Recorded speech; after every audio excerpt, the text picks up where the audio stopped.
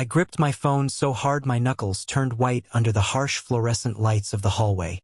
Just minutes before I was supposed to walk across the Harvard stage to receive my doctorate, I stared at a live photo of my parents. They weren't sitting in the auditorium.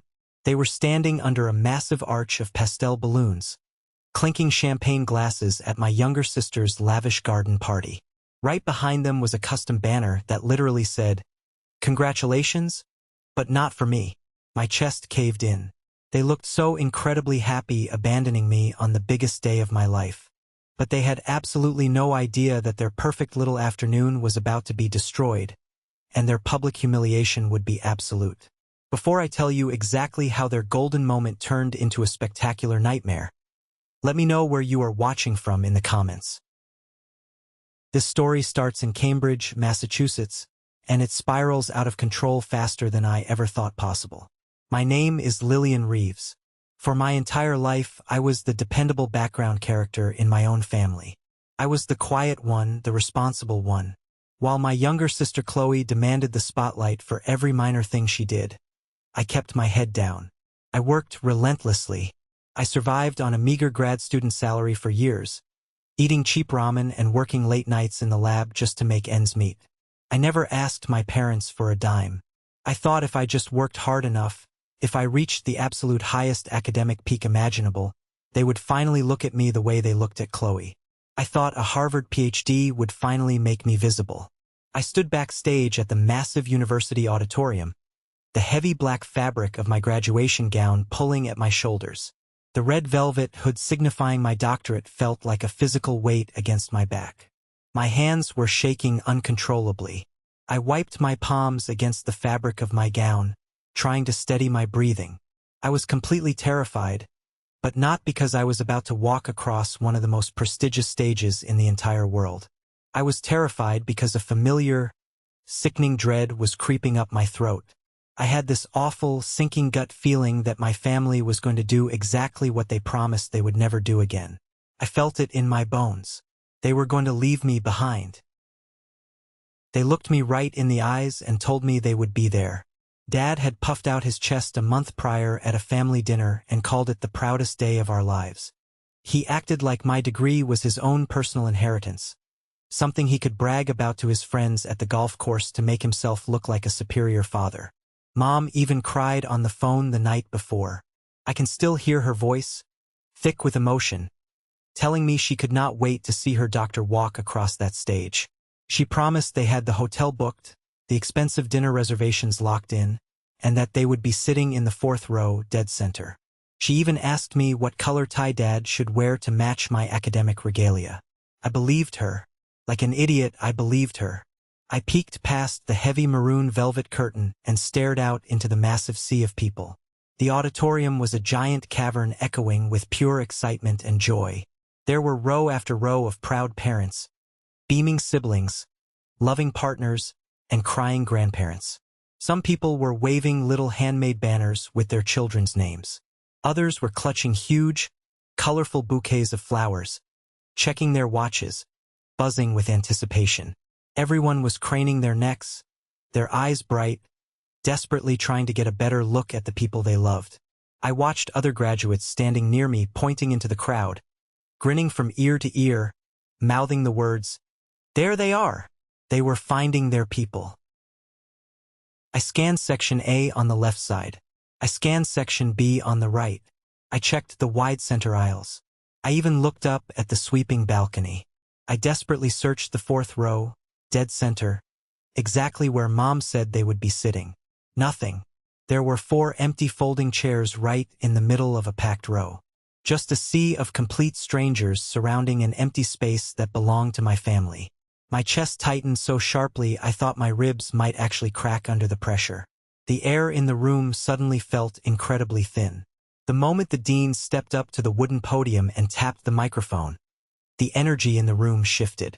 Years of sleepless nights, brutal exams, failed laboratory experiments, ruthless dissertation revisions, stressful academic conferences, and the crushing, suffocating loneliness of a rigorous PhD program.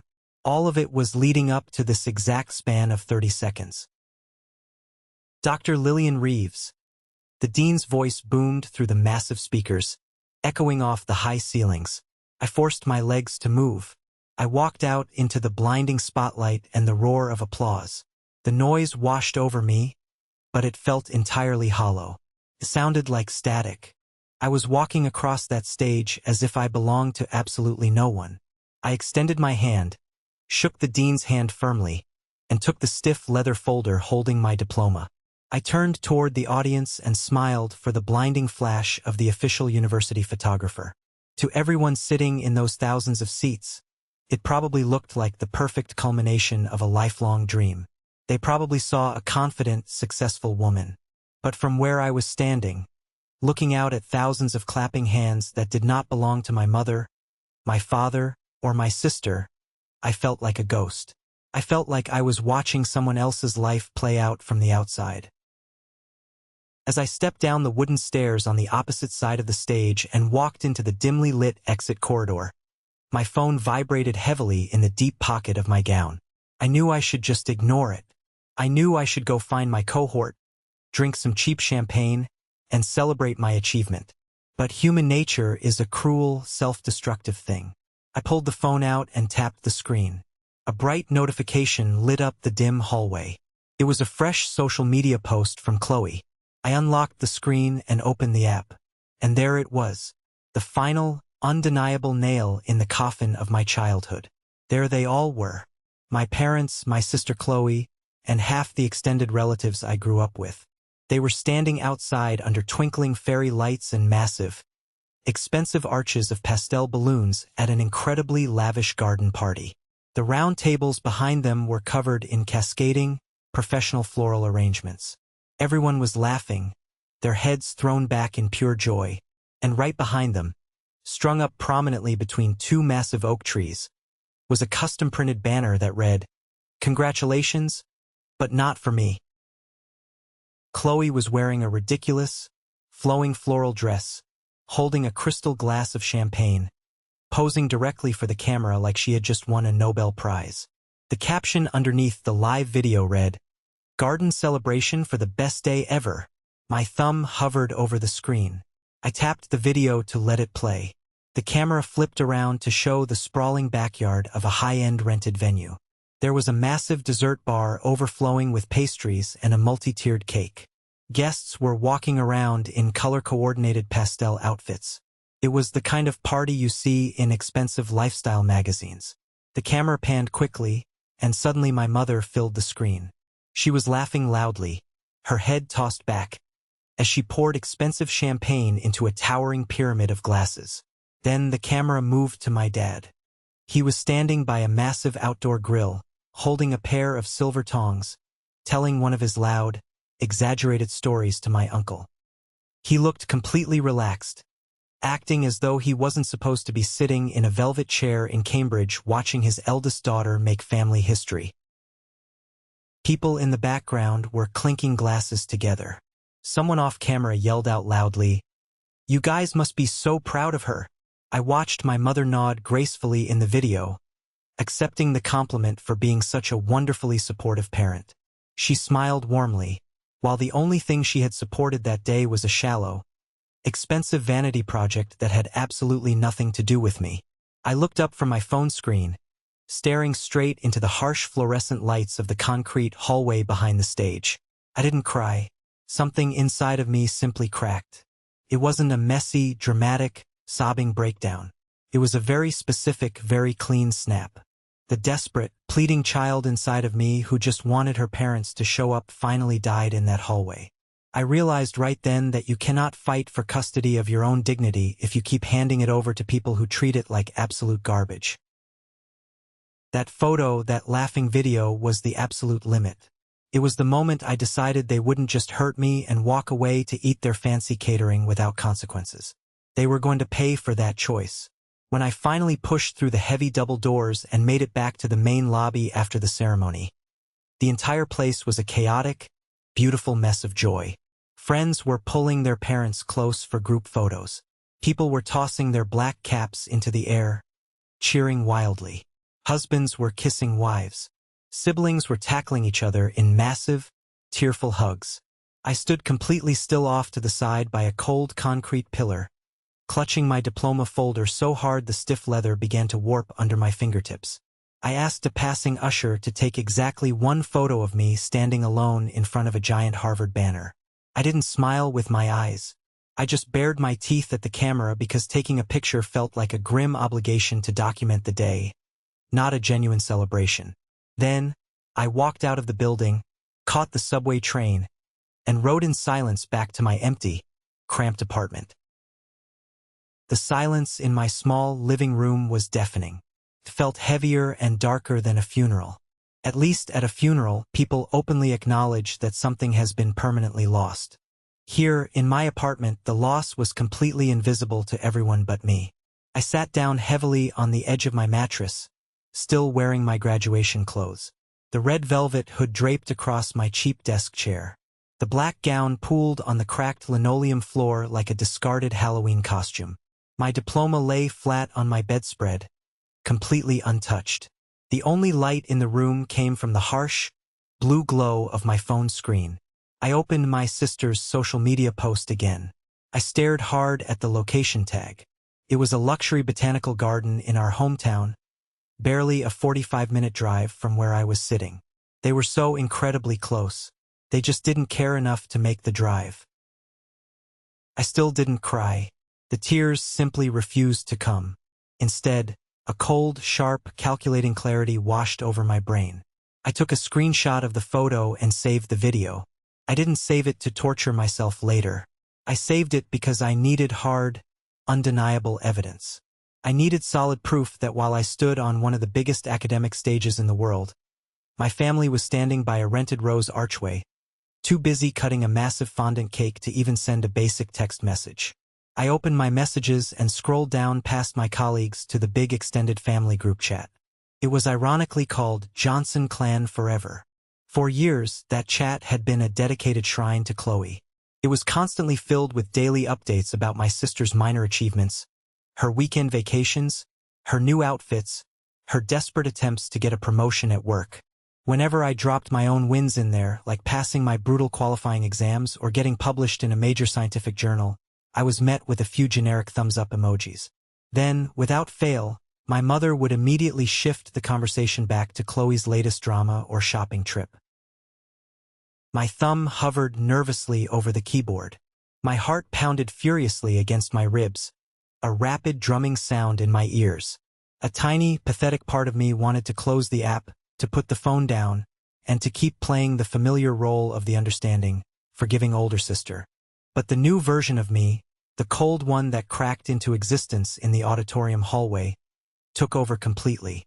I attached the screenshot of their garden party to the chat. I typed a single, deliberate message. Congrats on the beautiful garden party. I graduated from Harvard with my PhD today. My ceremony was at the exact same time. But don't worry, at least someone had a celebration. I hit send. I watched the little text bubble appear on the screen. Read by 1. Read by 3. Read by 12. Suddenly, a little typing bubble popped up from Aunt Linda. Then it quickly disappeared. Then Uncle Rob started typing. Then he stopped.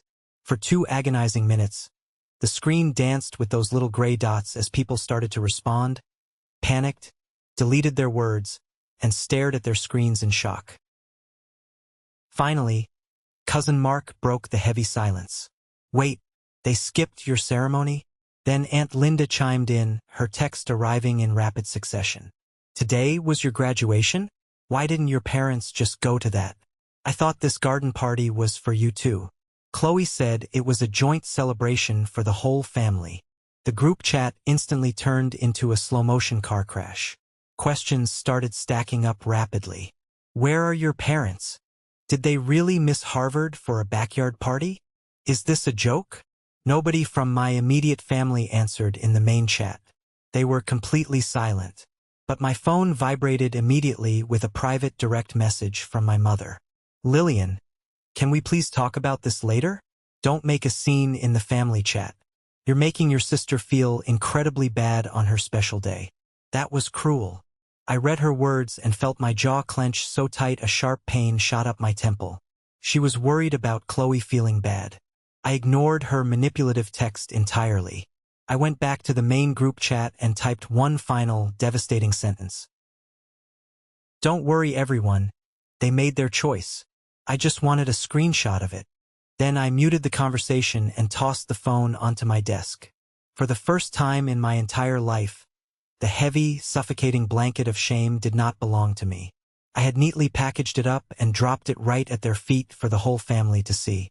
But as I sat there breathing in the quiet air, a dark, terrible thought crept into my mind. The money. Ever since I started college, my parents had a joint savings account. Mom always called it the college fund, but when I got full academic scholarships to cover my undergraduate tuition, she rebranded it the Lillian Grad account. She promised me for years that this money was growing, safely tucked away, waiting for the day I finally finished my PhD so they could throw me the massive celebration I deserved. Whenever I panicked about rent or stressed about paying for expensive academic conferences, she would tell me not to worry because my special day was completely financially secured. I grabbed my laptop off the floor and logged into the joint banking portal. My hands were perfectly steady now. I clicked on the specific subaccount labeled Lillian Grad. The page loaded slowly. The balance stared back at me in bold black numbers. $0. I blinked. I hit the refresh button on the browser. I closed the window and opened it again. The number did not change. It wasn't low. It wasn't partially drained for an emergency. It was completely empty. I picked up my phone and called the bank's 24-hour customer service line. After 20 minutes on hold listening to terrible elevator music, a tired woman with a flat voice answered.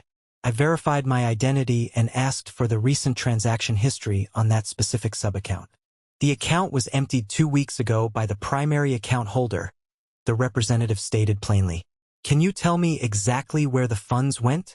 I asked, my voice terrifyingly calm and detached. Yes, there were several large wire transfers made.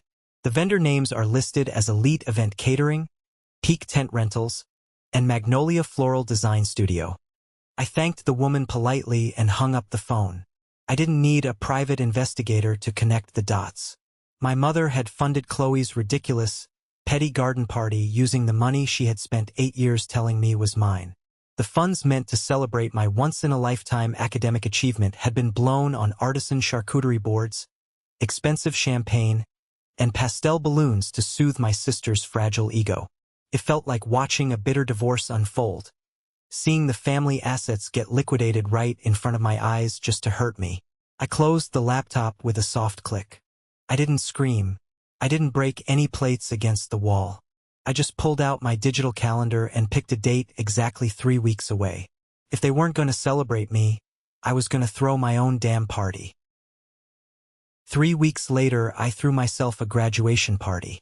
I didn't invite a single person who shared my DNA. The division in my life was set. I messaged some colleagues from the lab, a few loyal friends from my cohort, and my academic mentor who had guided my research. I booked a cheap, covered pavilion at a public park near the university campus. I paid for every single thing out of my own pocket using what little was left of my meager savings. There was no strict dress code. There was no pastel nonsense. There were no custom-printed banners mocking anyone. Just a couple of plastic folding tables, aluminum trays of cheap takeout food from my favorite local restaurant, stacks of red plastic cups, and a grocery store sheet cake that said, Dr. Lillian in messy, bright blue icing. It was absolutely perfect. People brought cheap champagne, loud laughter, and hilarious stories about our grueling years in the program. As the afternoon wore on, one of my closest friends stood up on a wooden picnic bench, raised his plastic cup, and gave a sarcastic, roaring toast to Lillian, who apparently had to organize her own graduation party because the people who raised her were too busy watering the hydrangeas. Everyone at the pavilion laughed loudly, but there was a sharp, biting edge underneath the humor. They all knew the truth. As the sun started to set and we began packing up the leftover food and paper plates, my mentor pulled me aside. She looked at me with this deep, knowing expression, eyes full of quiet understanding. You know, she said gently, placing a hand on my shoulder.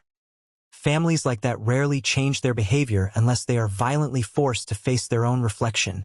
Her words lodged deep in my brain. Forced to face themselves. I didn't know it yet, but the universe was already handling the first phase of that plan for me. New England weather is notoriously unpredictable and unforgiving. Storms can move in fast and without any mercy.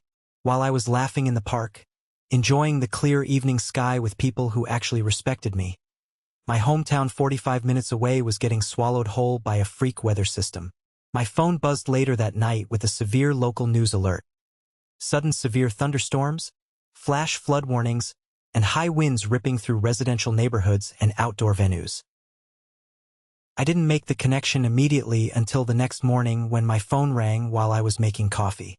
The caller ID flashed my mother's name. I let it ring 4 times. I stared at the screen, watching her name flash, before I finally slid my thumb across the glass to answer. Lillian. Her voice sounded incredibly thin, shaky, and small. It sounded like it was echoing from the bottom of a deep, dark well. Do you have a minute? Curiosity is a stubborn thing, even when you know better. Yeah, I said, leaning back against my kitchen counter and taking a slow sip of black coffee. What's up? There was a long, heavy pause on the line. I heard a shaky, dramatic inhale of breath. The party. Well, you probably saw the pictures online before everything happened. It was beautiful at first. Really, truly beautiful. But then the weather turned. Out of nowhere. I stayed completely silent. I let her sit in the crushing awkwardness of her own words. The wind caught the main event tent, she continued, her voice trembling as if she expected me to offer comfort. It collapsed completely. The expensive floral arrangements were completely ruined. The power went out at the venue. Guests started leaving before we even cut the cake. Chloe was utterly devastated. She locked herself in her room. She says it was the worst day of her entire life. I examined my fingernails, feeling absolutely nothing. That sounds stressful, I replied flatly. We lost a lot of money, Lillian, Mom said, her tone shifting rapidly from sad to frantic and desperate. The venue is holding us financially liable for the damaged equipment. We had to pay for the destroyed tent outright. Insurance won't cover acts of God for outdoor rentals. Dad threatened to get a lawyer and sue them, but the contract they made us sign is ironclad. We are trying to fix this for your sister, but it's really, really hard right now. Another long pause. Then came the absolute mind-boggling audacity. The real ugly reason for the phone call. Sweetheart, we were wondering. Could you help us out? Just a little bit. You're the responsible one in the family. You have your PhD now, you'll be making a real salary soon at a new job. Maybe you could loan us something to get through this mess and pay off the venue. A loan. She wanted a loan from me. I pictured the banking portal in my mind. The zeroed-out account. The transaction list showing my stolen college fund paying for the very tent that just got ripped to shreds by the wind. My blood ran ice cold. So, let me get this straight, I said, my voice dropping an octave, becoming cold and razor-sharp. You emptied the savings account that was supposed to be for my graduation. You used my money to pay for a garden party you scheduled on the exact same day as my Harvard ceremony. Then a thunderstorm wrecked the party.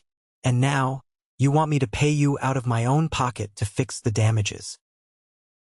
I heard a sudden scuffling sound on the other end. Dad grabbed the phone from her hand. His voice barked through the speaker, gruff, authoritative, and violently impatient. We are family, Lillian. We help each other when things get tough. Your sister needed a special day to celebrate her life, and things went wrong. That happens. You can't hold a grudge forever just because we missed one boring academic speech. I'm not holding a grudge, I replied, staring blankly at the wall, my voice utterly devoid of emotion. I'm just keeping the bill exactly where it belongs. Mom snatched the phone back. She started crying, producing real, loud sobs this time. We didn't mean to hurt you. We thought we could make it up to you later. Please, honey. Your sister is in absolute pieces. She said she feels like the universe is actively punishing her. A harsh, dry laugh ripped out of my throat before I could stop it. If the universe punished anyone, it started with me. But here is the stark reality. You chose her party over my ceremony. You chose to spend my graduation fund on her decorations. You chose to gamble with money that wasn't yours. Now you can choose how to dig yourselves out of debt. But I am completely, permanently done paying for choices I didn't make. Dad shouted in the background, his voice echoing through the receiver. This is ridiculous. After everything we've done for you. We raised you. You mean like skipping my doctorate ceremony so you could pose under fairy lights?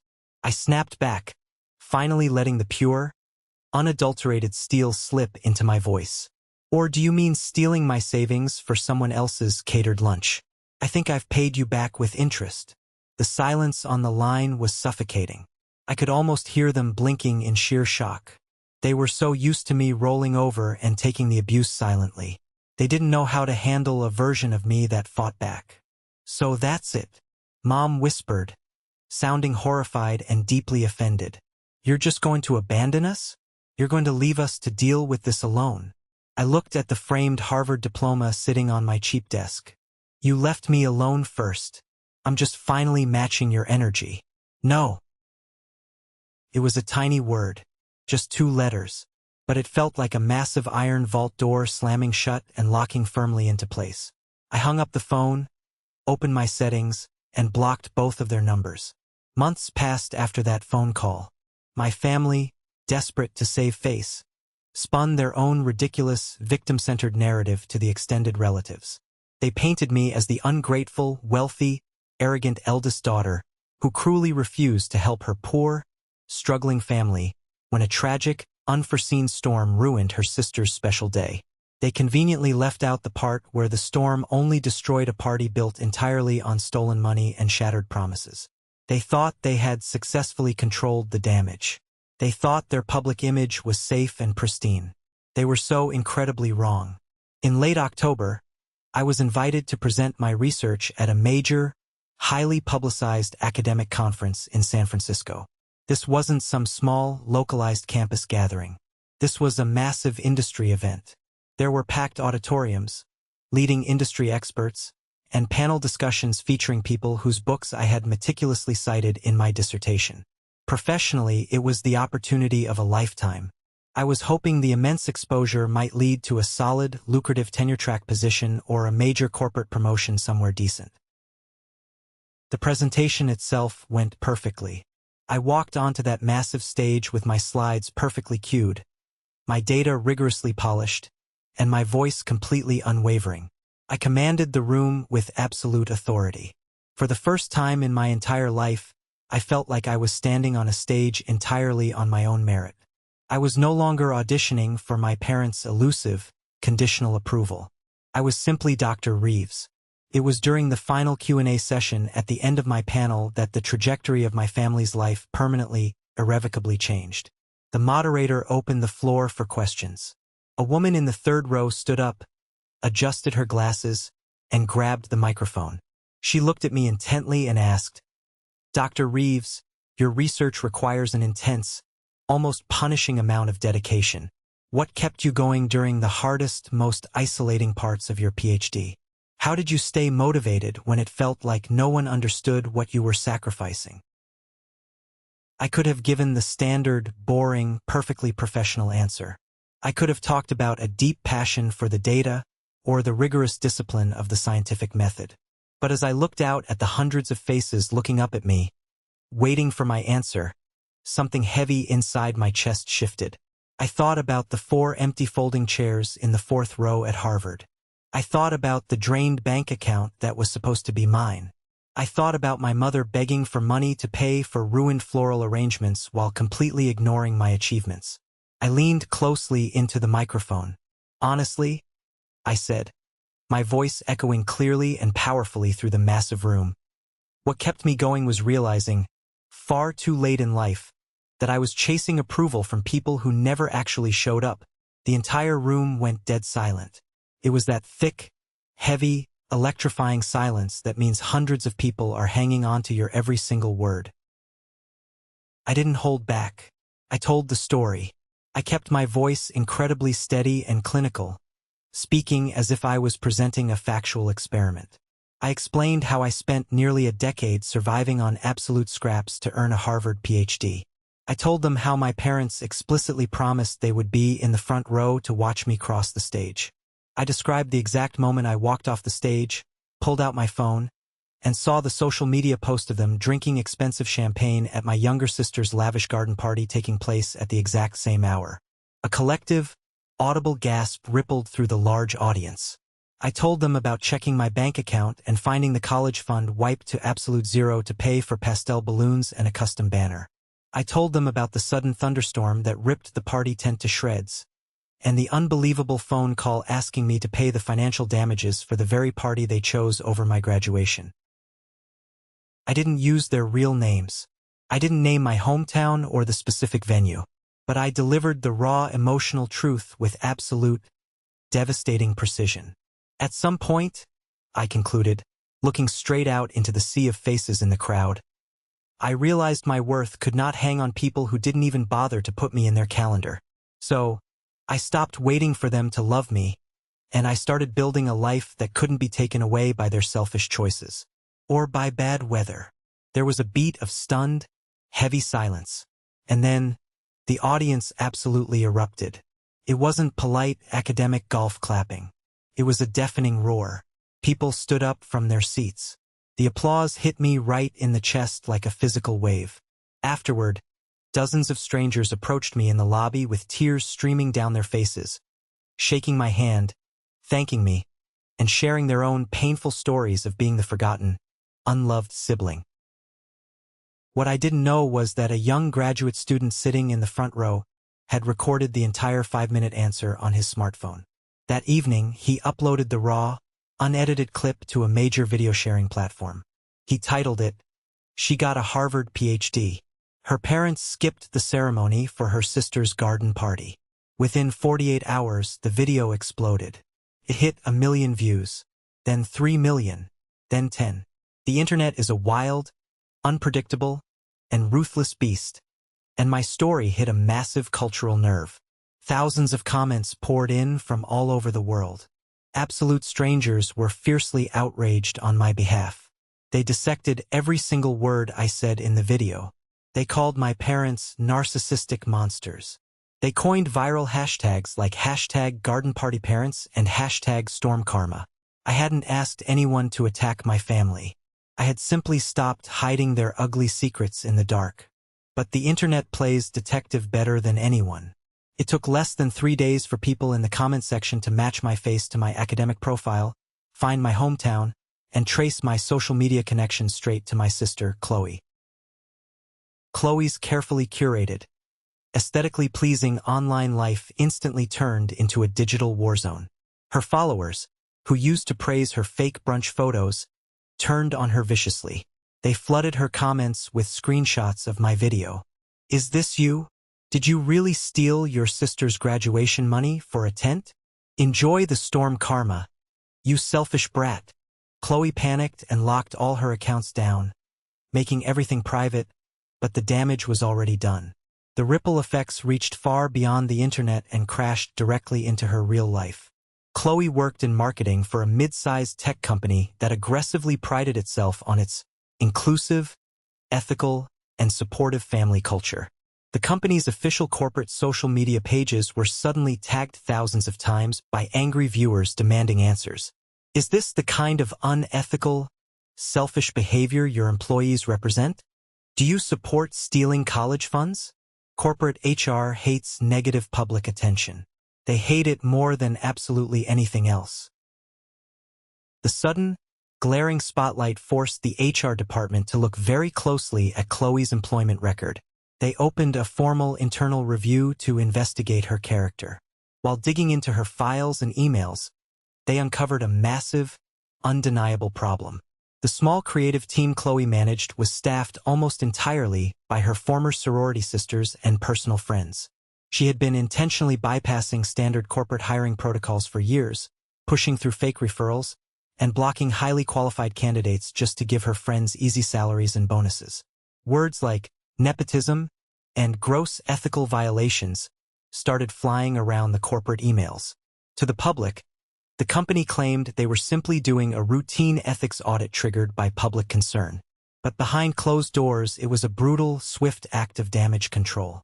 By the end of the week, Chloe was officially stripped of her upcoming promotion and formally suspended, without pay pending a full investigation.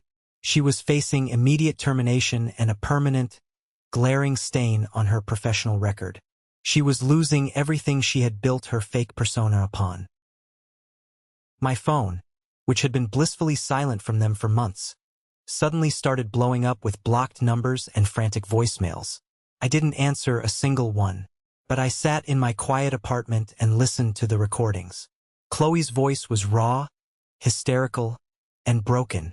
"Lillian, please, I know you didn't say my name in that video, but everyone knows it's me.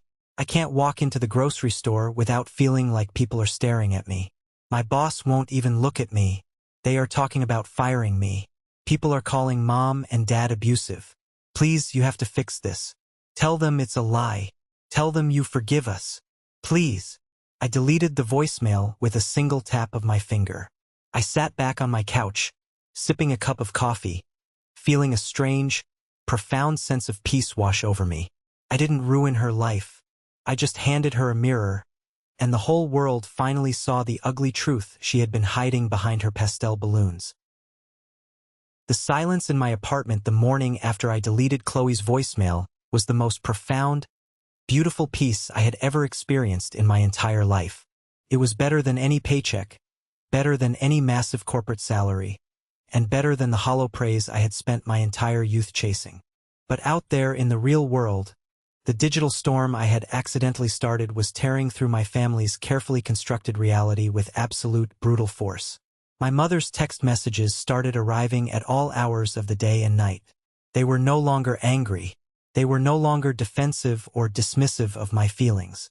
They were frantic, fragmented, and completely terrified.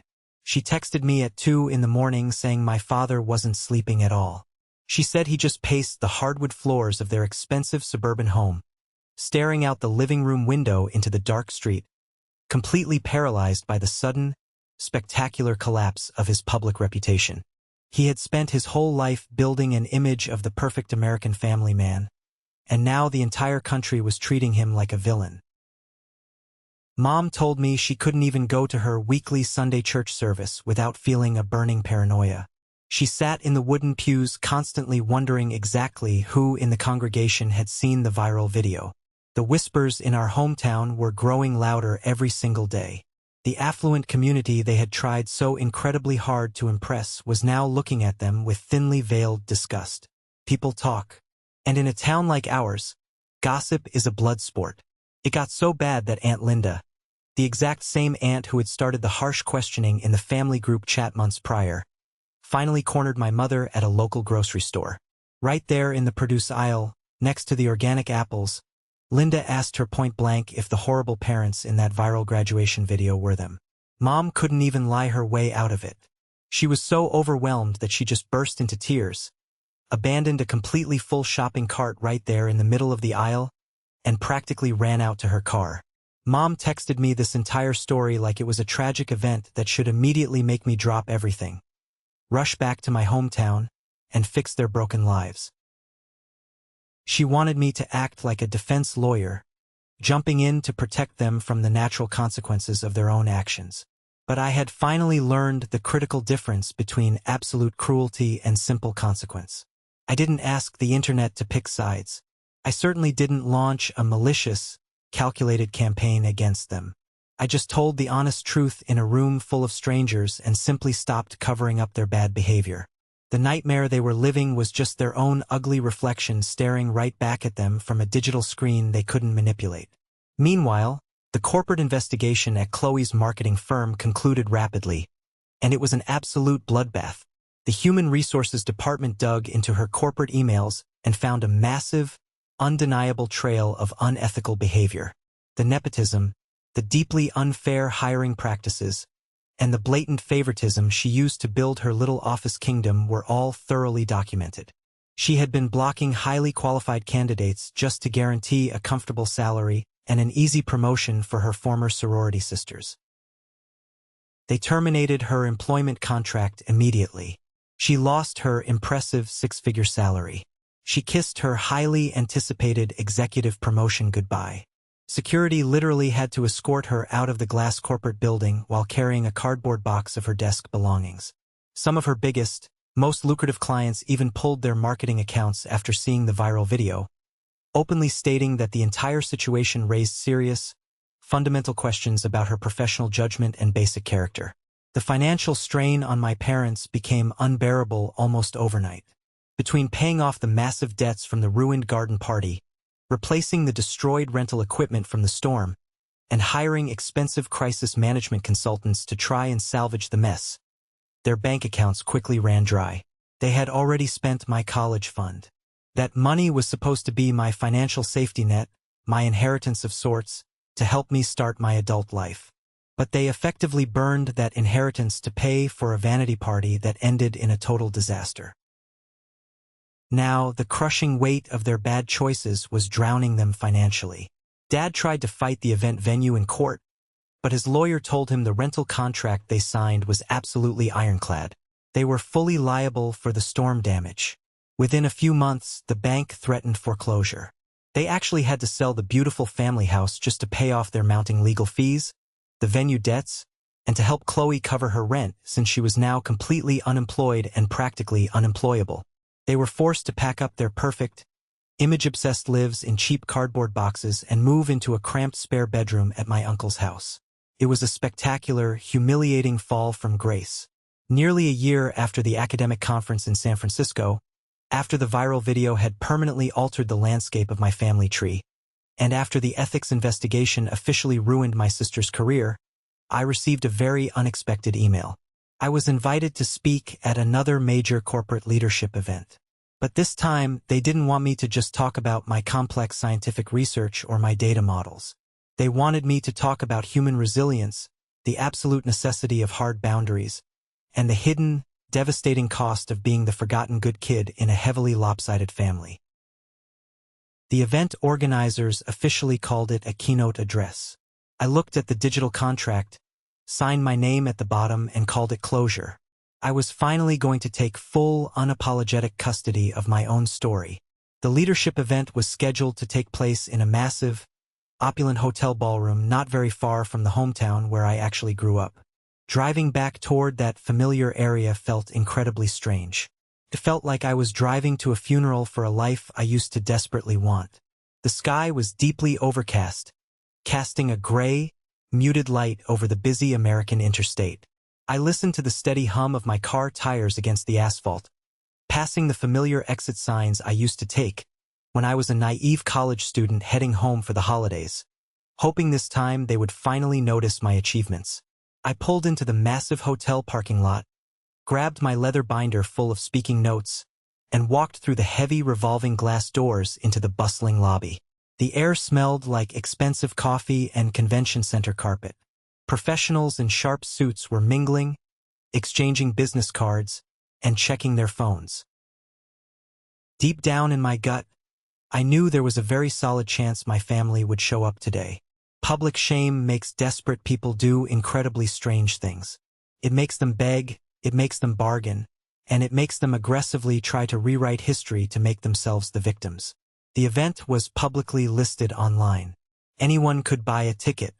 I mentally prepared myself for the possibility of an ambush, keeping my posture completely straight, my chin up, and my expression entirely neutral. I wasn't wrong. I saw them almost as soon as I walked into the crowded pre-event reception area outside the main ballroom doors. They were standing near a towering marble pillar near the restrooms, looking completely out of place among the confident corporate professionals and eager university students. If I hadn't known them my whole life, I might not have even recognized them. They looked significantly smaller somehow. The familiar, suffocating arrogance that used to radiate from them had completely evaporated into thin air. Dad's broad shoulders were heavily hunched forward under a suit jacket that looked a size too big for him now, making him look frail, tired, and deeply defeated. He looked like a man who had just lost a brutal custody battle over his own pride.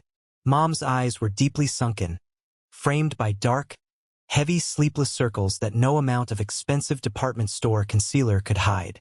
She was clutching her purse with both hands, looking around nervously like a cornered animal. And then there was Chloe. My younger sister's once effortless, glowing confidence had been entirely replaced with the stiff, terrified posture of someone who had been sitting in way too many hostile meetings with corporate HR executives. She wore a plain, dark gray dress. There were no bright pastel colors today. No attention-grabbing floral patterns. No expensive highlights in her hair. She looked pale, exhausted, and remarkably ordinary. The golden child had completely lost her shine. They saw me walk in. I felt their eyes lock onto me from all the way across the crowded room.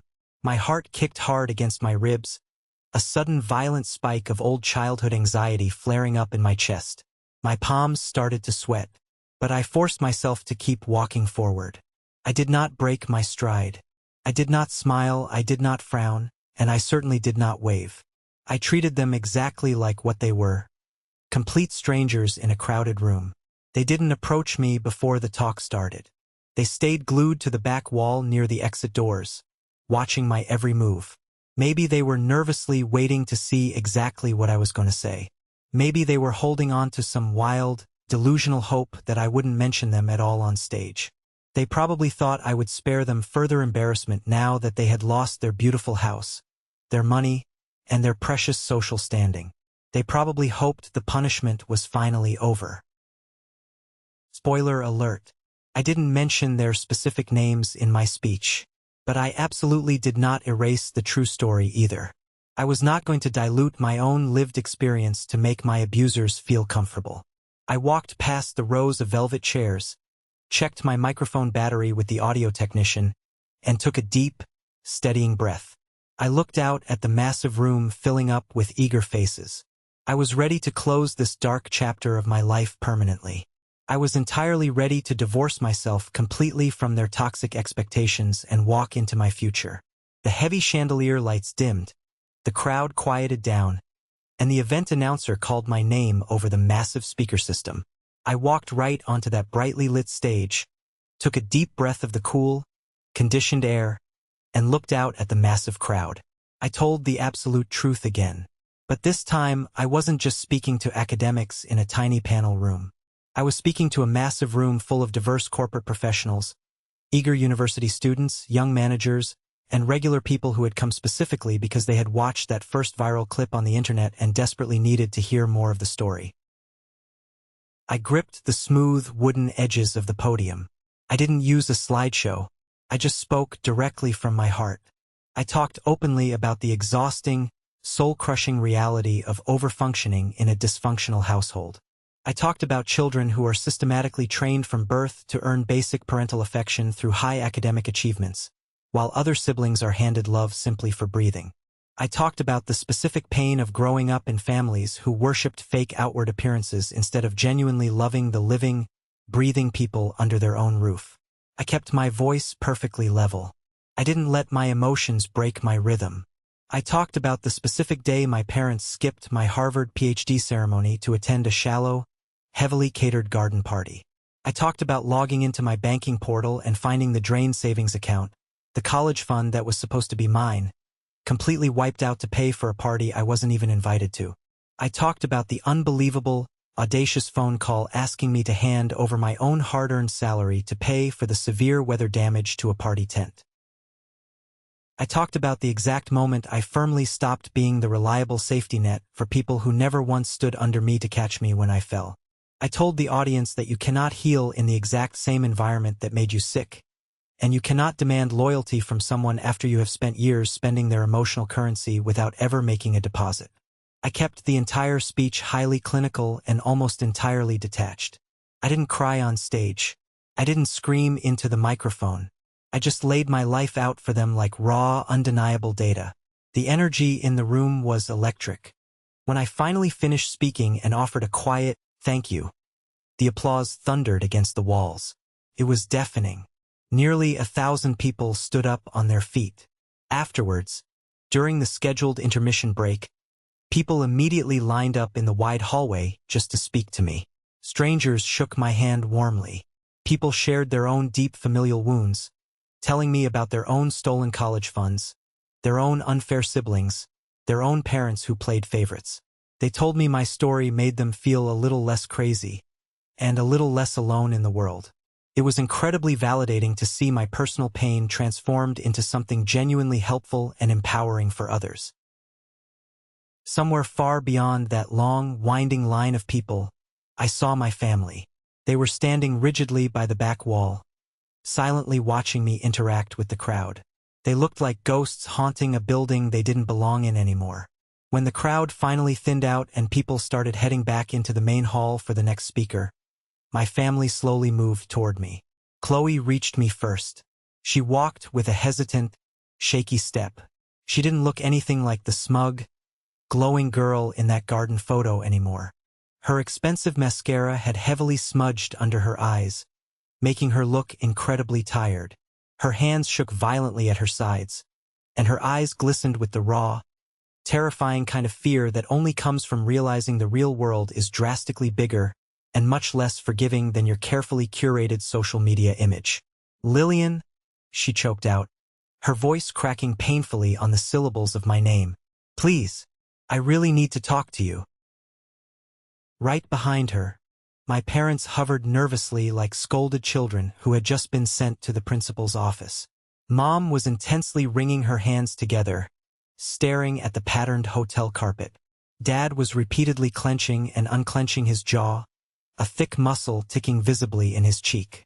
"My job, my whole life, it's a total mess," Chloe said in a panicked rush, the words spilling out of her mouth like she couldn't hold them in anymore. "The internal investigation found stuff. They went through my emails.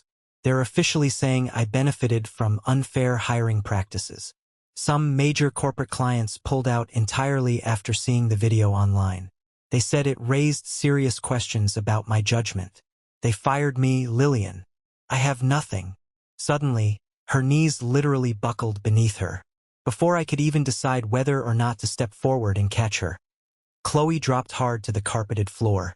Right there, in front of the remaining event staff packing up the coffee station and straggling attendees, she knelt right at my feet. Tears began streaming rapidly down her pale face, dripping off her chin. "Please," she whispered, her voice cracking into a desperate, agonizing sob. "Please tell them it's not as bad as it sounds. Tell people you forgave us. Make a public statement. Post something on your accounts. I'm begging you. Please fix this." Chloe reached out and grabbed the fabric of my dress, crying harder, her shoulders heaving with every sob. "They're talking about suing me for breach of contract. Mom and Dad had to sell the house just to pay the legal fees from the venue. We're staying in Uncle Rob's basement right now. We're completely drowning. I can't find a job anywhere. My salary is gone. Everything is gone." Hearing her say it out loud didn't bring me a sense of evil joy. It didn't feel like a victory lap. It just felt incredibly heavy and deeply sad. Mom suddenly stepped forward from behind Dad and started crying loudly, too. "Lillian, we know we totally messed up," Mom said, reaching a trembling hand out toward me, though she stopped just short of actually touching my arm. "We know we hurt you terribly. We were wrong.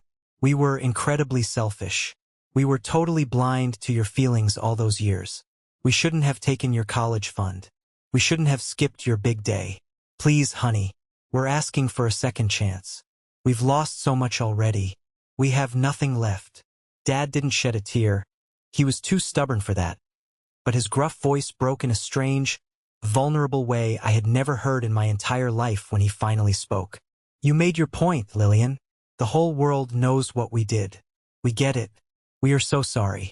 Just stop this whole thing before there is absolutely nothing left of this family. Call off the dogs." For a very long, tense moment, I didn't say a single word. I didn't react. I just looked down at them. I stared at the exact people who had laughed so freely under expensive string lights while I walked completely alone across the stage. I looked at the parents who had coldly stolen my financial future to pay for decorative flowers. I looked at the golden sister who had happily bathed in applause that was supposed to be shared with me. I looked at the broken, miserable family who had finally been violently forced to live in the exact same cold emptiness they had ruthlessly carved out of my own chest for years. "You think this is about ruining you?" I said, keeping my voice incredibly quiet, steady, and utterly devoid of sympathy. "It's not." Chloe sniffled loudly, wiping her nose with the back of her hand, looking up at me with wide, bloodshot eyes. "I didn't launch a campaign against you," I stated clearly, making sure every single word landed. "I didn't even name you in that video. I just told my story. The rest? The lost jobs, the lost house, the public shame? That's just the real world finally seeing you the exact same way I've seen you my entire life. That's just gravity." My sister sobbed even harder, burying her face in her hands. "I know, okay. I know I was awful. I was totally selfish. I used you as a prop when it made me look good, and I ignored you when it didn't. I'm sorry. I'm so sorry. Can't we just start over? Can't we just be a family again?" I knelt down on the carpet so I was exactly eye level with her. I didn't do it to comfort her. I didn't reach out to hug her. I did it to make absolutely sure my final words landed exactly where they needed to strike. "You took everything from me," I said, my voice low but vibrating with years of suppressed, quiet anger. "Every spotlight, every chance, every single ounce of room I might have had to just exist without being constantly compared to you. You took my graduation day, you took my savings, you took my family, and you never once looked back to see if I was surviving." I took a slow, deep breath, smelling the stale convention center air. "Now I'm taking something back. Not by lying to the public, not by scheming behind your backs, and not by launching a lawsuit. I'm taking my life back by simply refusing to cover up for you anymore." I stood up slowly, smoothing the front of my dress. I looked at my father, then my mother, and finally down at Chloe. "I won't make a public statement. I won't tell anyone on the internet to stop talking. I won't come online and pretend we're all perfectly fine now, just so you can rebuild your fake image on top of my pain one more time. You are on your own." Chloe panicked. She lunged forward and clutched tightly at my hand, her fingernails digging into my skin. I didn't yank it away angrily. I just gently, firmly pried her trembling fingers off of me, one by one, until I was entirely free of her grip. "I hope you find a way to live with what you've done," I said, looking right into her tear-streaked face. "Really, I do. But you'll be doing it entirely without me." Mom gasped loudly, covering her mouth with both hands. She whispered, "Lillian, please, we're still your family." I looked at my mother one last time. I felt absolutely nothing but a cold, clean closure. "You were my family," I corrected her firmly. "Now you're just people who made choices, and choices have consequences." I turned on my heel and walked away down the long hallway toward the exit doors before any of them could say another word. I didn't look back over my shoulder, not even once. That night, sitting alone in my quiet, peaceful hotel room, I sat at the small wooden desk and wrote one final letter to them. It was the only one I actually put down on physical paper. I poured every last drop of my childhood grief into that ink. I folded the heavy paper carefully, walked down to a small, secluded outdoor terrace where the event staff had left a heavy metal fireproof bowl for used candles. I placed the folded letter inside the metal bowl. I struck a match, dropped it in, and stood there watching the bright orange flames curl and blacken the paper. The toxic words, the heavy burdens, and the unfulfilled expectations I had carried for years turned to gray ash in seconds, drifting away into the cool night air. I was finally free. The next morning, during the final closing session of the conference, someone in the crowd asked me a brilliant question.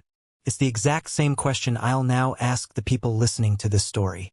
If you were in my place, if you were the child they callously left sitting completely alone on graduation day, would you give them a second chance? Or would you finally let them choke on the bitter taste of their own terrible choices? Thank you for sticking around and listening to my story. I know it wasn't an easy one to hear, but I hope this resonated with you in some way. Family dynamics can be incredibly brutal, and sometimes walking away is the absolute only way to survive and protect your own sanity. Have you ever found yourself in a similar situation where you had to cut ties with toxic family members just to save yourself? Let me know down below in the comments. Now, if you are still here listening to my voice right at this exact second, you are officially part of the 1% Club. Drop a comment with the letter W right now. W stands for winner. That is our secret code to recognize the amazing people who actually watch a video all the way to the very end. I see you, and I appreciate you. Don't forget to hit that like button and follow the channel so we can share more stories together soon. Stay strong and protect your peace.